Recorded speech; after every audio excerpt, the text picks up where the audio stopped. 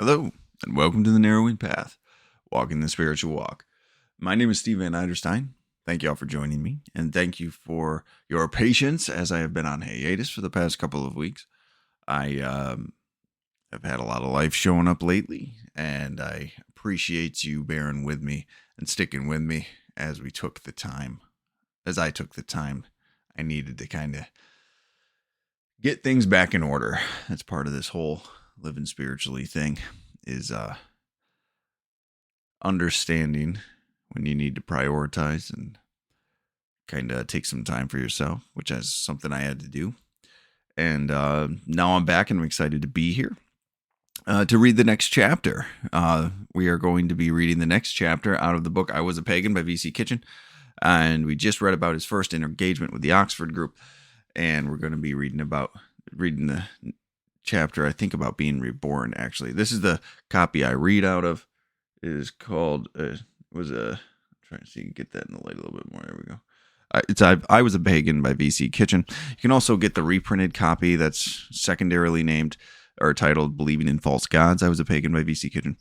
It's a facsimile reprint, exactly the same as this copy. So let's go ahead and get into it and see where we go. So this is the 7th chapter, titled The Business of Being Reborn in Life. Transformation. It's already starting off good. It seems amazing that anyone whose life had grown as futile as mine should want to hang on to his fruitless pursuits and tasteless diversions. Doing what I wanted had never brought me any real fun, yet I thought that I would be a fool to give up these things. Despite what I had seen at Briarcliff, therefore, I decided that I, the great VII Kitchen, was a little different from other people and could continue to live outside the law of self-denial. I also had begun to suspect that with all my acting and pretense, I was fooling comparatively few people. And whether I was fooling them or not, I knew quite well that I was finding no real fellowship with them. As for my home, what my wife did not know would not hurt her, and it might prove very uncomfortable for me should she get wind of it. In my own family, as elsewhere, therefore, I, the self-sufficient VII Kitchen, would continue to live outside the law of fellowship. At Briarcliff, they had said that I must surrender my will, obeying God in all things. Even if he had told me to go to the ends of the world, throw up my job, or give up my friends. Clearly, I could not surrender my will to God if I intended to go on doing what I wanted to do, or pretending to be the sort of man I wanted people to think I was. So I, the self-determining VII Kitchen, would continue to live outside the law of obedience. All these laws he's mentioning are in italics, by the way. I was fighting at that time, although I did not know it, to retain not only my comforts and the strong material affinities I had formed in life, but to keep some vestige of my self-approval and hold on to the remnants of my pride. This battle, however, only lasted a few days. I had at last met people who had more than arguments to fight with. They had experience to offer, and an experience that I myself could taste. And it proved to be a pleasure experience, which I very soon discovered made me want to live that kind of life. A powerless philosophy, dry and dusty ethics, a pleasureless psychology, and the lower reaches of a still intellectualized metaphysics had failed to pry me loose from the affinities I found in my lawless pagan world. They offered no higher affection, which could lure me out of my old life. But when, through contact with the Oxford group, I actually began to find satisfaction in self-denial, when I actually found fellowship instead of shame in honest sharing, and when, Through obedience to a higher law, I gained my first knowledge of true freedom. There began that change of feeling which culminated in the change of my entire life. This change commenced a few days after my after my return from the group house party. My business took me to New Haven, and while on the train, I had ample time for reflection. It was then that I made my first experiments in self-denial. The trip, for instance, was one that I had always drowned in tobacco smoke, for I was an inveterate smoker and lit my pipe the first thing in the morning, putting it out the last thing at night. When, at times, I felt it threatening my heart and lungs, I had made the effort to cut down smoking. But that never lasted more than a few days, and I had never succeeded in cutting it out. This time, however, I decided to see if the God the Oxford group had talked about could and would assist me. I asked his help rather than attempt the thing myself, and something unusual happened. I did not strike a match all day, and, to my surprise, felt no accompanying nervousness or discomfort. It was the first time I had ever won a battle of this kind with what seemed to me an utter lack of struggle. I felt a strange sense of dependence on some power that was utterly dependable. A power within, yet coming from outside myself. A power far stronger than I was. And even as I tried to argue, if this power were only my better self, what a great relief it would always be to have that better self to depend on. There would be, in such case, I thought, no more inner conflict in my life, no more uncertainty of mind, no more question of should I do this or should I do that. There would be but one answer for me, the clear, unhesitating answer that this other power would always give me. Release from tobacco was not the only freedom that I gained that day. I found at the same time a strange release from boredom. The trip had promised to be one of tedious routine. I had intended to hasten through the details of getting my copy approved and to catch the first train home with as little discussion as possible. I found, however, that I was reviewing my own copy with new interest, and I listened to the criticisms of my client, not with any thought of brushing them aside and being on my way, but with the thought of using them to write a more effective advertisement. So absorbed did I become in turning out a better piece of work that I not only failed to get away early, but remained with my client after hours. I not only missed the train I had hoped to catch, but missed several trains thereafter. It was, in fact, past 6 o'clock, and I had nearly 2 hours to wait when I reached the railway station. Supper took scarcely half an hour, and I was wondering what to do with the rest of my time when the train announcer beckoned to me. "There's a New York train just ready to leave," he said. "It's the train you missed. It broke down in West Haven and has just backed up into this station." I smiled, for this seemed most obliging of the train.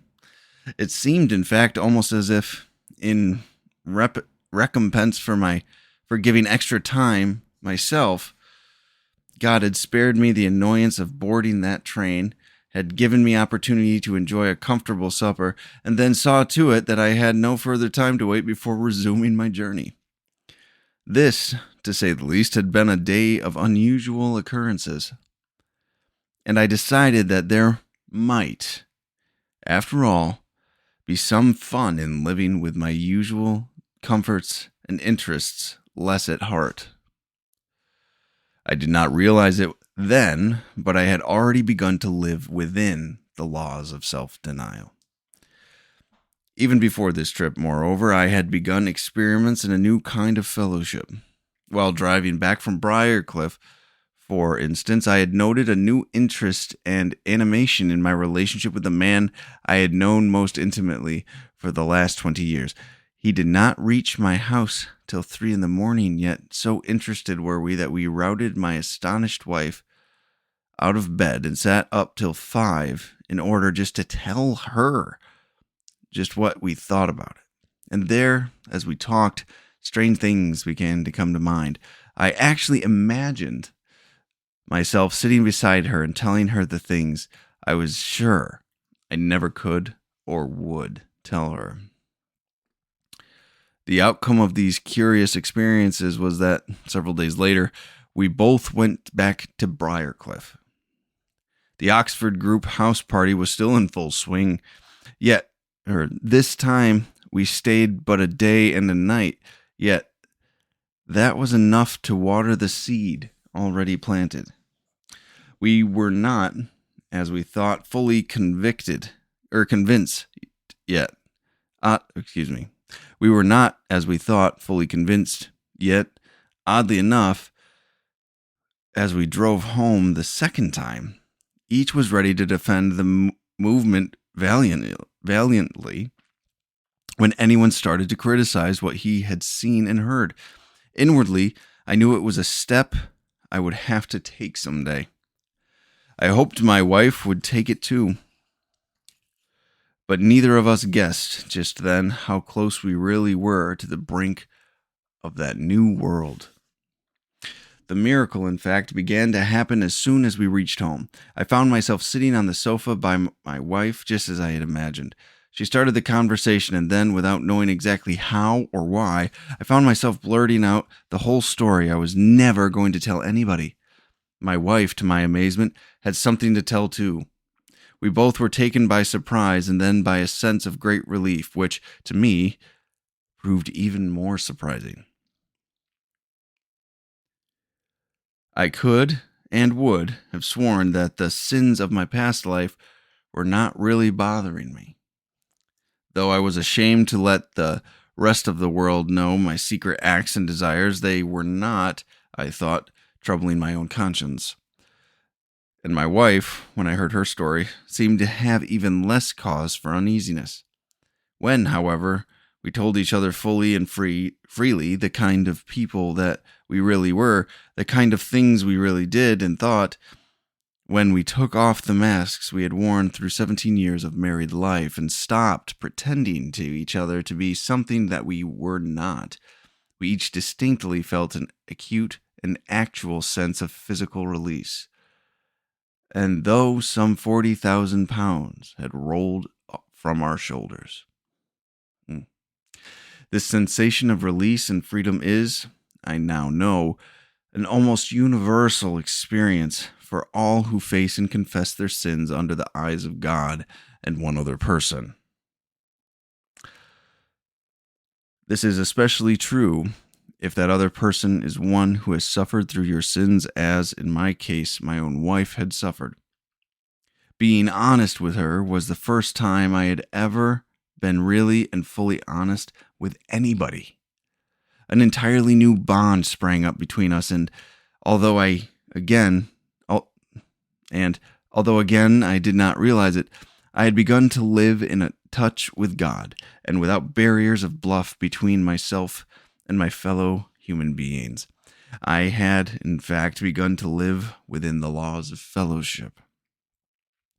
Forming a clean contact with God, however, does no good unless God then chooses to release his power. And God, as I have said before, will not do so unless he knows that he can trust you with that power. He will not give you power to use just as you wish, but only as he wills, and only for as long as you surrender your own will in absolute obedience. If you admit you need his advice and then decline to take or follow God's guidance as it is given, you might just as well continue to blunder along on your own from the very beginning.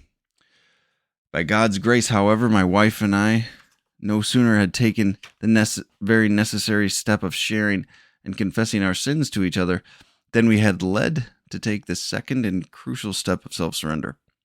I feel, she said, that we should have a little prayer together. Something we had not done or even thought of doing since 17 years ago. We had knelt before the altar. Now, however, we prayed out loud, and we meant it. I do not remember the actual words of my first genuine prayer. In general, however, it ran very much like this. I surrender to thee my entire life, O God. I have made a mess of it, trying to run it myself. You take it, the whole thing, and run it for me, according to your will and plan. According to earliest recollections, I began my pagan life by wanting to be captain of a tugboat. I ended it by resigning the captaincy of everything I was, knew, or possessed.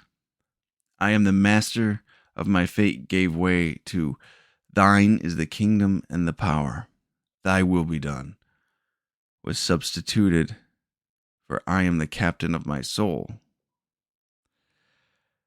As we thus tossed aside Invictus and took up the Lord's Prayer, we stood together out of our own light and began, as a united team, a joyous and adventurous exploration of the third or spiritual realm. We were reborn into life and began for the first time to live under the laws of obedience. As we emerged into this new environment, we felt ourselves responsive to new stimuli. We gained, as it were, new senses, like a man who, paralyzed through life, had awakened to his first definite sense of sunshine, and heart, and heat, and cold, and taste, and touch, and smell, and hearing. Like such a man, we found ourselves in a wholly new relationship with the world in which we were living. It was, in fact, a wholly new world, a world in which Jesus Christ, who had been a man, a world in which Jesus Christ, who had been to me a dead historical character, became a vital, living presence, who could actually be felt.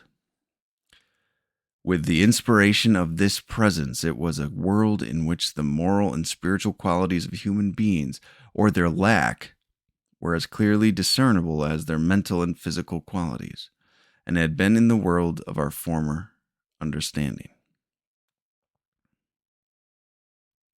Now, said my wife, I know what is meant by the peace that passeth all understanding. And it passed understanding indeed. Never had I known, guessed, or imagined anything like this within the range of human experience. I was in a world of which I had possessed no former ken. Nonsense, said some of my friends. It was just new to you.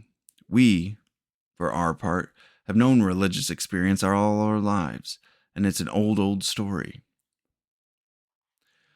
I know, however, what most of them meant. They meant that self-appreciative kind of pink glow I had experienced when baptized. They meant the occasional cold chills that sometimes chased along your spine when you hear a beautifully played organ. They meant the being in tune with nature, the reverence and the awe you may feel sitting on a sand dune and looking out at the ocean, or sitting alone on the top of a high mountain.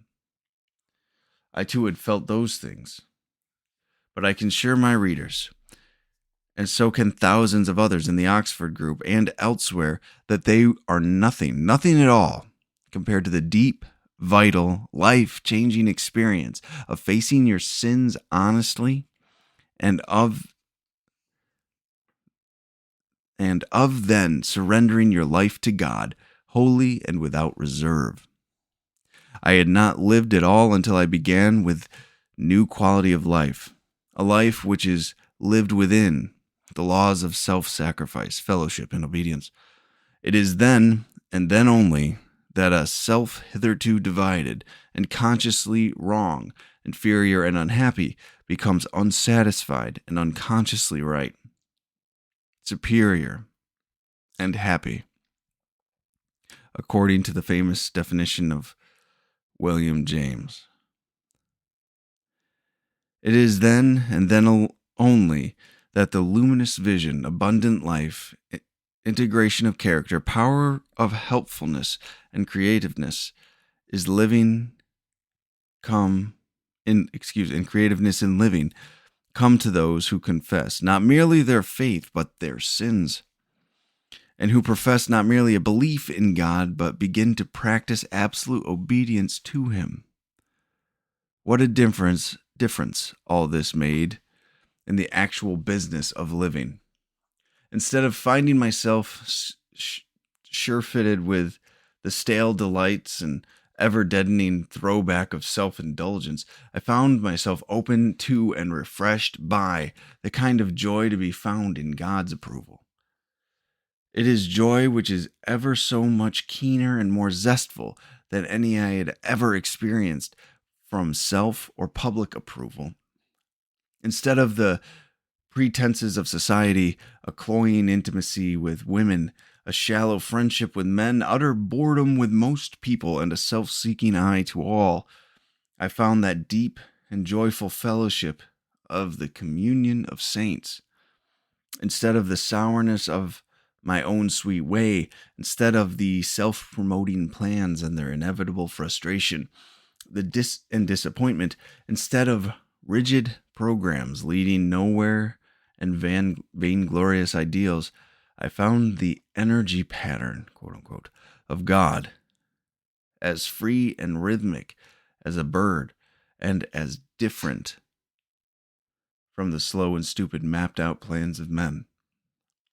It was thus that I found the higher affection which my false gods, philosophies, ethics, and psychology could not supply. I came upon it not by hearsay, but through actual personal experience. I learned to want to live this higher quality of life through actually tasting the only love in the world that surpasses man's love of self and gives to him the power of regeneration. Wow.